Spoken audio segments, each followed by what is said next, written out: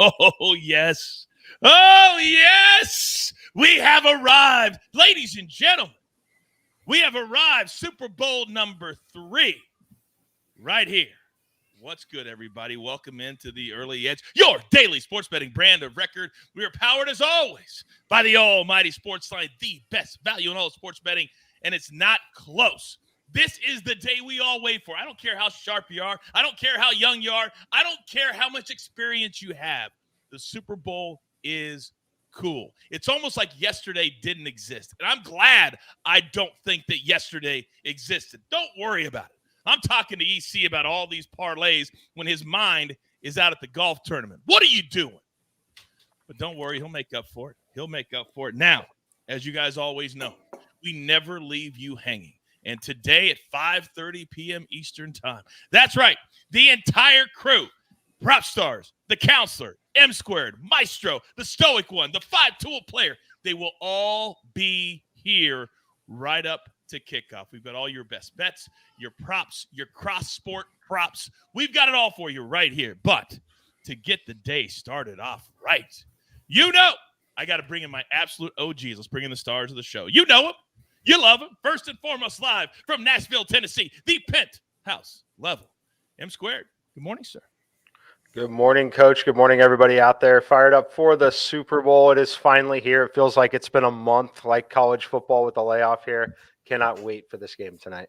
Me too. By the way, Maestro, not to get off track, but you and I stayed in the same hotel, the last hotel for New Mexico State basketball to be in before they shut down the whole program.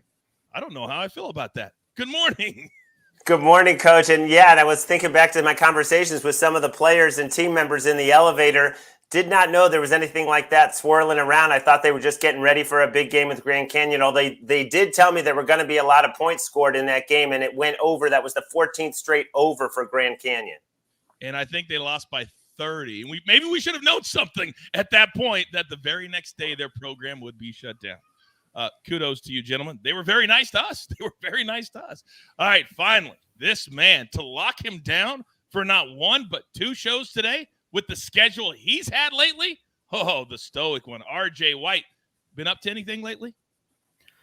It's been a busy 2 weeks. We put out the Super Bowl 57 props guide on CBS Monday coming out of the championship weekend, and we've been adding to it with the odds as they were posted. We added all of our SportsLine content in it as it became available, and you got odds for over 500 props in there. You got links to all the model stuff that we do in that guide, and we have links to a lot of my content in there. And so I've been cranking out content as well, early game picks, long shot picks.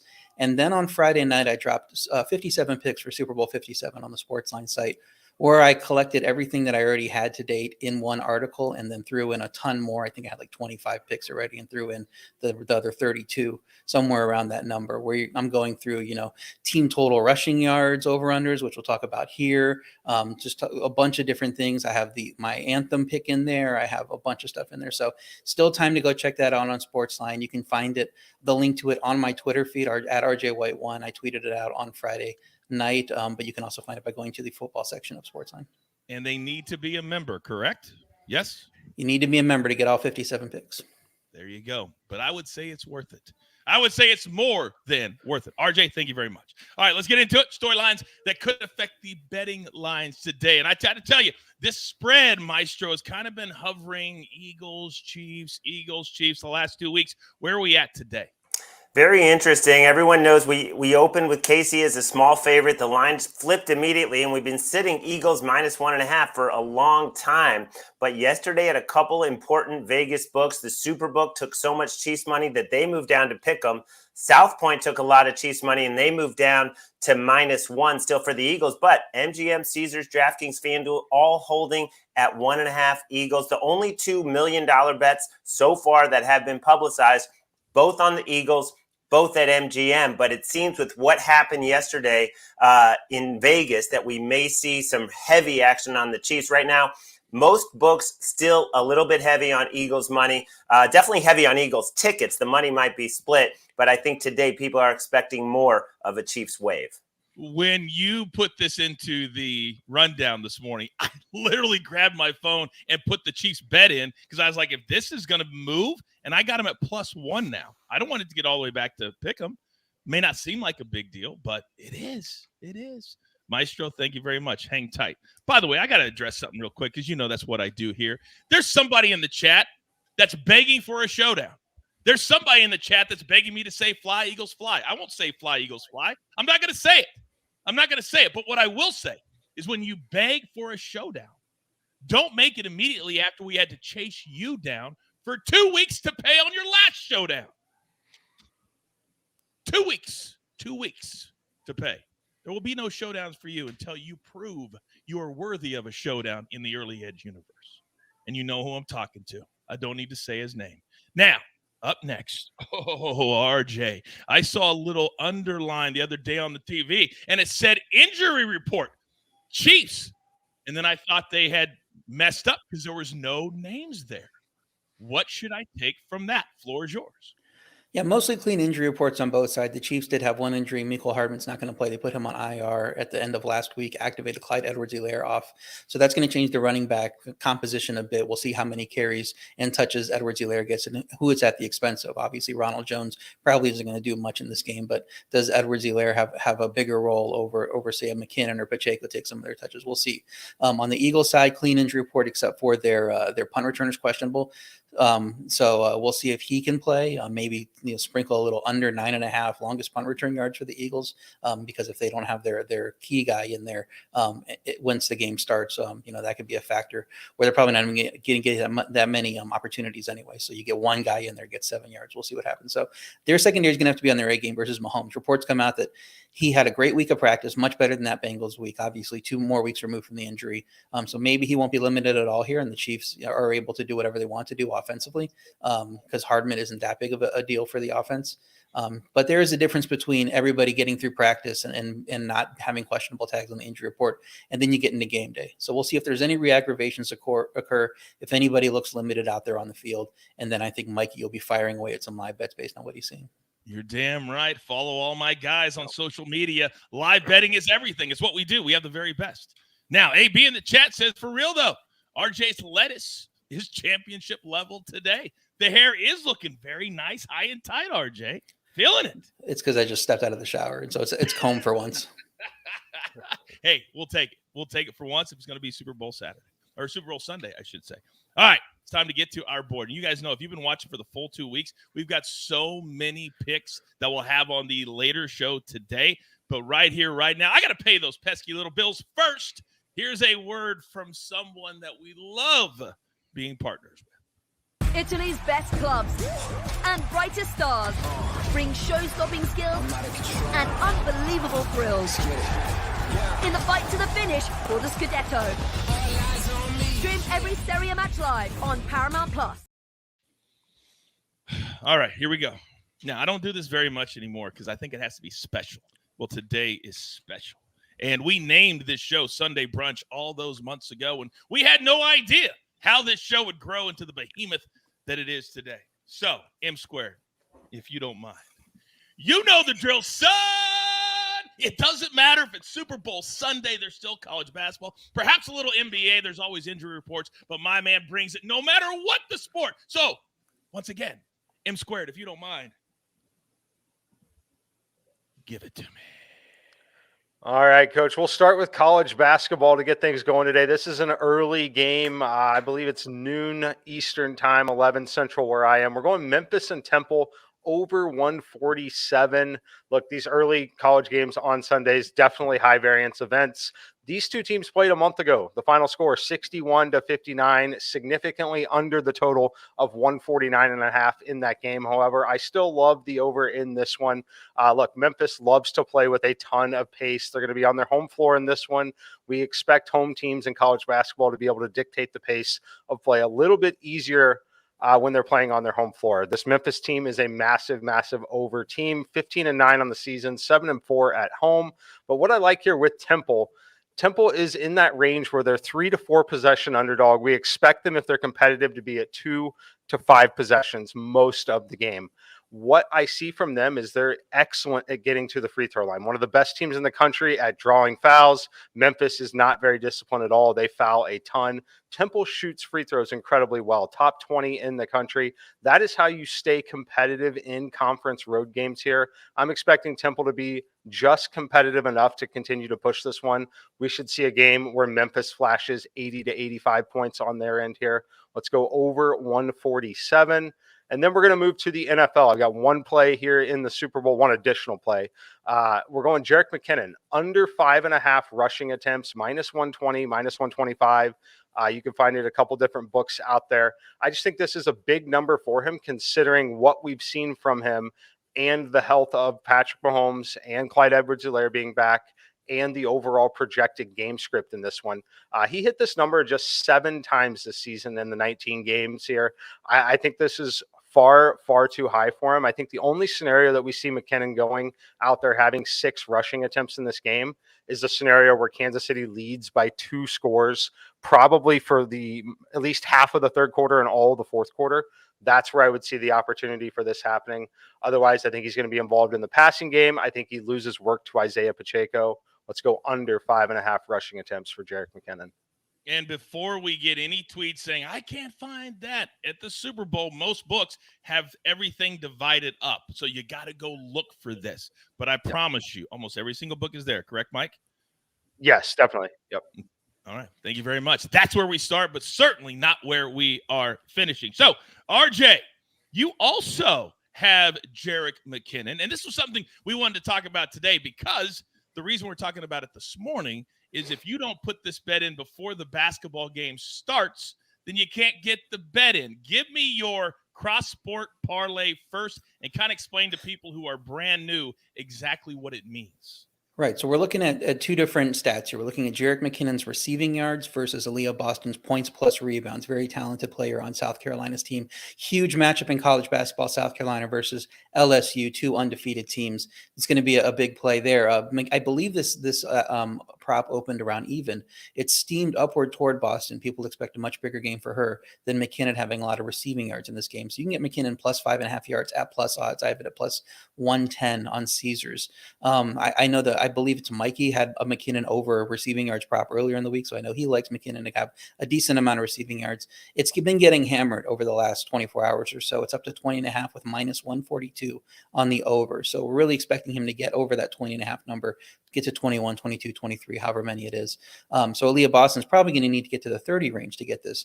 She's averaging 23.3 points plus rebounds this season. Only 1 game over 16 points in the last 6, though she has racked up 10 rebounds in 8 straight before last game versus Auburn. But LSU is 3rd in field goal percentage allowed, 3rd in rebounds allowed. Very good rebounding team.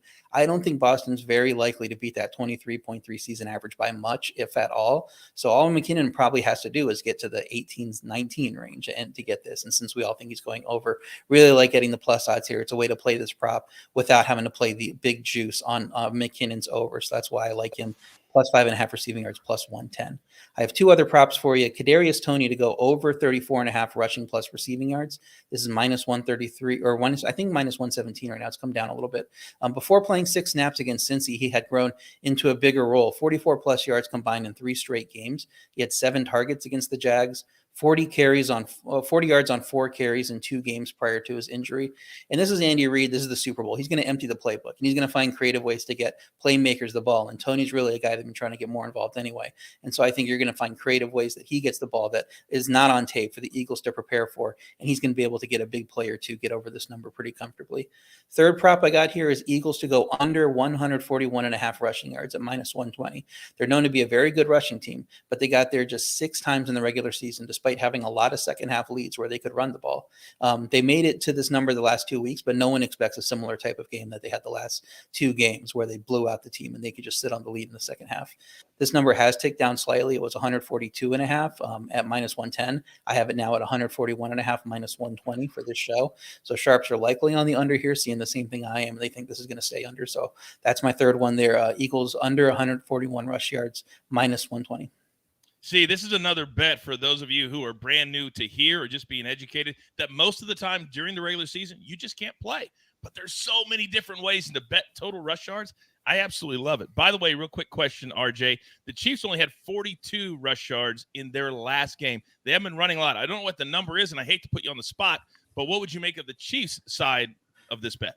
The number was 100.5. So they need to get to 101 essentially. And there was juice to the under. So they're not expecting a ton of rushing. I think that makes sense. Mahomes is a lot healthier in this game. He's going to throw a lot. His receivers got through the week healthy and nobody's really questionable or anything. So I don't know that they run a ton in this game. If they do run a ton, it's going to be in that scenario that Mikey said, where they have a big lead in the third quarter and second half. And since this is such a small spread, I don't think anybody's really expecting that. So I would play the under on them if you have it at 100.5, and the juice isn't too bad. All right, just a little added lean there, a little added lean. I like that. I like that a lot. All right, Matty Ray, by the way, in the chat said that Tony play that you just gave out is his best bet, his favorite bet of the entire day. So you got his back. Got his back. All right. By the way, I buried the lead. I meant to say at the top of the show, you guys all know I have a great connection in Kansas City. You guys know that. And I've broken stories from my connection. You guys know that. I called him yesterday. I said, give me a percentage of where Patrick Mahomes is right now after the week of practice that he had. He said 90%. So take that for what it's worth. But this man has watched him practice for 2 weeks with his own two eyes. All right. Now, all three of these fine gentlemen will join us later in the day. But when I say this is our third Super Bowl, me and this man were there day freaking one in December 2020. And look where we are today. So, Maestro, my OG, my man, it's your spot, big boy. You're up. Oh, no! Oh, no! Oh, man, that is embarrassing. One of the props I really love tonight is Jalen Hurts over 10.5 rush attempts. I mean, they give this guy 11 carries in a blowout of the 49ers. They gave him 9 carries the week before in a blowout of the Giants. And there's no reason to save him right now. A lot of people think he might have surgery after the season on that shoulder, but there's absolutely no reason to save him. The Chiefs give up the 3rd most rushing attempts to opposing quarterbacks, the 5th most rushing yards. I just have to think he's going to be heavily involved because he's the one guy that you can't really account for as a defense. And the Chiefs have struggled with this, giving up 50 yards to Stidham, giving 57 to Russell Wilson. He's going to get double-digit rush attempts. I think he's going to get at least 11 based on the way that they have been using him and based on the point that there's no reason to save this guy. This is the Super Bowl over 10.5. Let me give a little pushback just for what the fans are going to think here. With the bad shoulder, now the last 2 games, there was blowouts. They didn't need him to do it. Are you not worried that they may try to protect him a little bit? Well, I wish they had protected him in that 49ers game. I don't know why they were running him. It was late in the 3rd quarter, and he was even seen wincing on that shoulder. I don't know if they were trying to prove a point or something to let the Chiefs know that this guy is going to be heavily involved in the run game. But the fact remains that he's been around this number in most games, and now you take the Super Bowl, you take that everything is on the line, and you take that this is what his throwing has not looked great. This might be his best element, and you're going to do everything to win this game. So I don't think they're going to care about the shoulder. I mean, yeah, there's also an issue, right? If he gets hit the wrong way, he could be knocked out of the game. I heard a doctor breaking that down. That is a risk inherent in any bet like this. And that is what – yeah, Mikey, go. Oh, no, I was going to say, yeah, keep in mind also quarterback kneel downs at the end of games are rushing attempts. They are rushing yards. They are rushing attempts. If you think the Eagles are winning, you might only need 8 in the actual game. Why would you say, oh, yeah, Maestro? There is no oh, yeah in your universe because we have a double showdown. Just straight, what is it, 1.5? I'm getting 1.5.